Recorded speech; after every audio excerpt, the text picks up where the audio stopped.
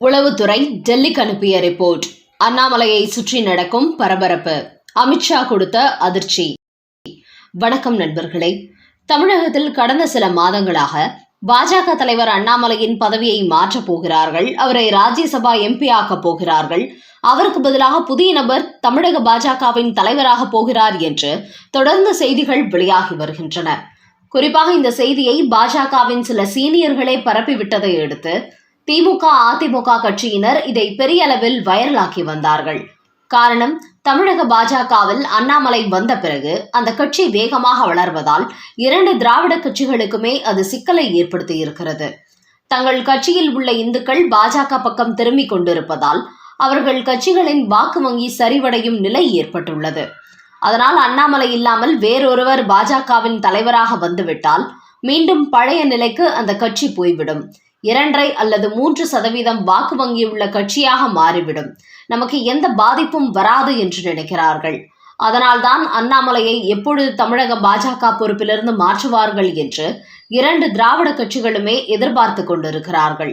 அதோடு அண்ணாமலையை தமிழக பாஜக தலைவர் பொறுப்பிலிருந்து மாற்றுவது குறித்து இதுவரை டெல்லி மேலிடம் எந்த முடிவும் எடுக்காத நிலையில் இவர்களாகவே அண்ணாமலையை மாற்றிவிட்டு வேறு நபரை தலைவராக்கப் போவதாக ஒவ்வொரு நாளும் செய்திகளை வெளியிட்டு வருகிறார்கள். இந்த நிலையில்தான் தற்போது கமலாலயத்தில் தமிழகத்தின் பாஜக தலைவராக அண்ணாமலையே தொடருவார் என்று டெல்லியிலிருந்து கடந்த சில தினங்களுக்கு முன்பு ஒரு தகவல் வந்திருக்கிறது. அது மட்டுமின்றி மத்திய உள்துறை அமைச்சர் அமித்ஷா அண்ணாமலைக்கு இன்னும் சில கூடுதல் பொறுப்புகளும் கொடுத்துள்ளாராம். அதாவது தமிழக பாஜகவில் மாவட்ட ரீதியாக நியமிக்கும் நிர்வாகிகள் கூடுதலான உறுப்பினர்களை சேர்ப்பதோடு திமுக, அதிமுக போன்ற கட்சிகளுடன் தொடர்பில் இல்லாத நபராக நியமிக்குமாறு கேட்டுக்கொண்டுள்ளார். அதாவது கடந்த காலங்களில் பாஜகவில் மாவட்ட ரீதியாக பொறுப்புகளில் இருந்த பலர் திமுக, அதிமுக போன்ற கட்சியுடன் தொடர்பில் இருந்தார்கள். அதன் காரணமாகவே அவர்கள் பாஜகவுக்காக முழுமையாக உழைக்கவில்லை. தமிழகத்தில் பாஜக வளர்ச்சி பெறாமல் இருப்பதற்கு அவர்களின் செயல்பாடுகளும் ஒரு காரணம் என்று டெல்லிக்கு உளவுத்துறை ஒரு தகவல் கொடுத்துள்ளதாம். அதன் பிறகுதான் கட்சிக்காக உண்மையாக உழைக்கக்கூடிய நபர்களாக கவனமாக நியமிக்குமாறு அண்ணாமலையை கேட்டுக்கொண்டுள்ளாராம் அமித்ஷா. அதன் காரணமாகவே தற்போது பாஜக சார்பில் முக்கிய பொறுப்பில் உள்ள நபர்கள் கண்காணிக்கப்பட்டு வருகிறார்களாம்.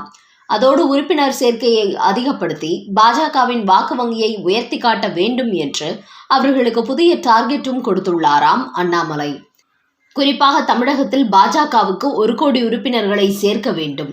கடந்த தேர்தலில் 50 லட்சம் வாக்காளர்களை பெற்ற பாஜக சட்டமன்ற தேர்தலில் அதை 1 கோடியாக உயர்த்த வேண்டும். அப்படி ஒரு நிலையை உருவாக்கிவிட்டால் தமிழகத்தில் பாஜக முக்கிய சக்தியாக உருவெடுத்துவிடும். நம்முடைய ஆதரவு இல்லாமல் எந்த ஒரு கட்சியும் தமிழ்நாட்டில் ஆட்சியை பிடிக்க முடியாது என்கிற நிலை ஏற்படும் என்று கூறியிருக்கும் அண்ணாமலை, பாஜகவில் அதிக உறுப்பினர்களை சேர்க்கும் மாவட்டங்களை சார்ந்த நிர்வாகிகளுக்கே அடுத்தடுத்த தேர்தலில் போட்டியிடவும் வாய்ப்புகள் வழங்கப்படும் என்று சொல்லி பாஜகவின் புதிய மாவட்ட நிர்வாகிகள் மத்தியில் ஒரு பரபரப்பை உருவாக்கிவிட்டிருக்கிறார் அண்ணாமலை. இந்த நேரத்தில் டெல்லிக்கு அண்ணாமலை ஒரு புதிய ரிப்போர்ட் அனுப்பியிருப்பதாக தகவல் ஒன்று கசிந்துள்ளது. அதாவது தமிழகத்தில் உள்ள சில அரசியல் கட்சி தலைவர்கள் தடை செய்யப்பட்ட இஸ்லாமிய அமைப்புகளின் பின்னணியில் இருந்து கொண்டு சட்டவிரோத செயல்களில் ஈடுபட்டு வருவதாக சில ஆதாரங்களை அனுப்பி வைத்துள்ளாராம் அண்ணாமலை. அது மட்டுமின்றி திமுகவின் சில முக்கிய அமைச்சர்கள் தரமற்ற நிறுவனங்களுக்கு டெண்டர்களை கொடுத்து தாங்கள் பெரிய அளவில் லஞ்சம் வாங்கி கொண்டு வருவதாகவும் சில சீக்ரெட் ஆதாரங்களையும் அமித்ஷா மூலமாக அமலாக்கத்துறைக்கு அனுப்பியுள்ளாராம் அண்ணாமலை. இதன் காரணமாக ஏற்கனவே பல திமுக அமைச்சர்களை டார்கெட்டாக அமைத்து அமலாக்கத்துறை சோதனை நடத்தி வரும் நிலையில் அடுத்தபடியாக அந்த பட்டியலில் இன்னும் 2 முக்கிய அமைச்சர்களும் சேர்க்கப்பட்டுள்ளார்களாம். அதனால் அடுத்தபடியாக அமலாக்கத்துறை இன்னும் பெரிய அளவில் களத்தில் இறங்கி தமிழகத்தில் ரகசிய ஊழலில் ஈடுபட்டு வரும் மேலும் சில அமைச்சர்களையும் அடுத்தடுத்து கட்டம் கட்ட தயாராகி வருவதாகவும் அதிரடி தகவல்கள் வெளியாகியுள்ளன. அந்த வகையில் பாஜக தலைவர் அண்ணாமலை மாநில தலைவராக செயல்படும் அதே வேளையில் திரைமறைவில் நடக்கும் ஊழல் அரசியலுக்கு ஆப்பு வைக்கும் அதிரடி IPS ஆகவும் தற்போது உருவெடுத்திருப்பதும் தெரியவந்துள்ளது. அதோடு பிரதமர் மோடி திண்டுக்கல் வந்திருந்த போது அங்கிருந்து விமான நிலையத்துக்கு செல்லும் போது அண்ணாமலையை தனது காரிலேயே அழைத்துச் சென்றார். அப்போது இந்திய அளவில் எந்த ஒரு பாஜக மாநில தலைவருக்கும் கிடைக்காத ஒரு வாய்ப்பு தமிழக பாஜக தலைவர் அண்ணாமலைக்கு கிடைத்துள்ளது என்று பலரும் செய்தி வெளியிட்டார்கள். அப்படிப்பட்ட அண்ணாமலை இன்றைய தினம் சென்னை வந்துள்ள அமித்ஷாவின் காரிலும் பயணித்துள்ளார்.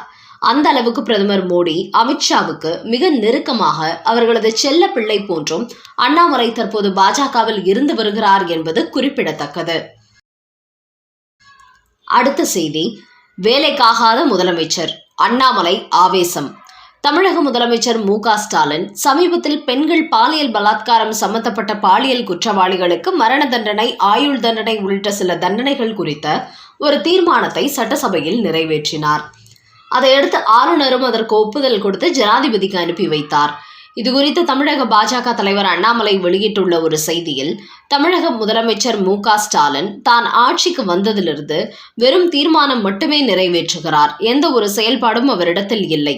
பெண்களை பலாத்காரம் செய்தால் அவர்களுக்கு மரண தண்டனை என்று கூறியிருக்கிறார்.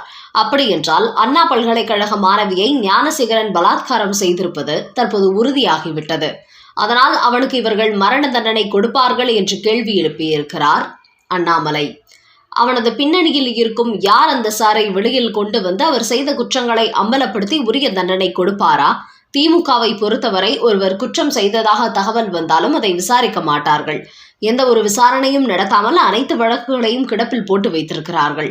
அதோடு இன்றைக்கு தமிழ்நாட்டில் குற்றம் செய்யும் பெருவாரியானவர்கள் திமுகவினராகவே இருப்பதால் அவர்கள் மீது நடவடிக்கை எடுக்கக்கூடாது என்று காவல்துறைக்கு மு.க.ஸ்டாலின் உத்தரவு போட்டுள்ளார்.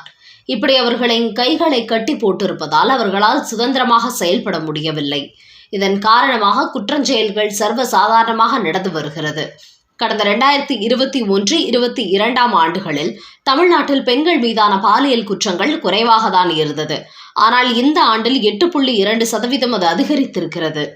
என்றாலும் சம்பந்தப்பட்ட அதிகாரிகளை அழைத்து இது குறித்து எந்த ஒரு ஆலோசனையும் நடத்துவது இல்லை.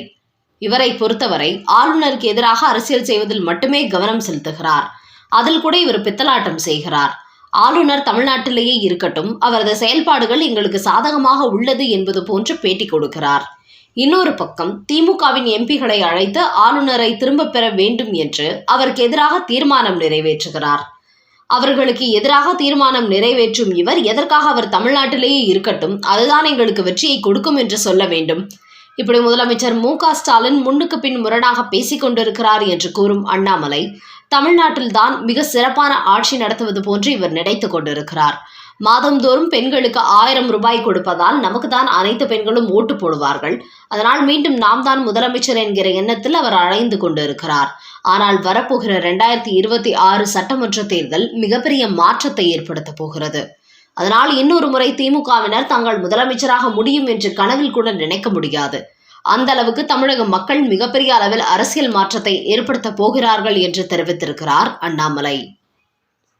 நண்பர்களே, மாநில தலைவர் பதவி குறித்து பாஜகவின் சீனியர் புள்ளிகள் திமுக, அதிமுக கட்சிகள் பரப்பி வரும் வதந்தியை தொடர்ந்து அண்ணாமலைக்கு அமித்ஷா கொடுத்திருக்கும் புதிய அசைன்மெண்ட் மற்றும் பாலியல் குற்றங்கள் செய்யும் நபர்களுக்கு மரண தண்டனை என்று தீர்மானம் நிறைவேற்றியிருக்கும் மு.க.ஸ்டாலின், அண்ணா பல்கலைக்கழக மாணவியை பலாத்காரம் செய்த ஞானசேகரன் மற்றும் அவரது பின்னணியில் இருக்கும் யார் அந்த சாருக்கு மரண தண்டனை கொடுப்பாரா என்று அண்ணாமலை கேள்வி எழுப்பியிருப்பது குறித்த உங்களோட கருத்துக்களை கமெண்ட் பாக்ஸில் பதிவிடவும். நன்றி, வணக்கம்.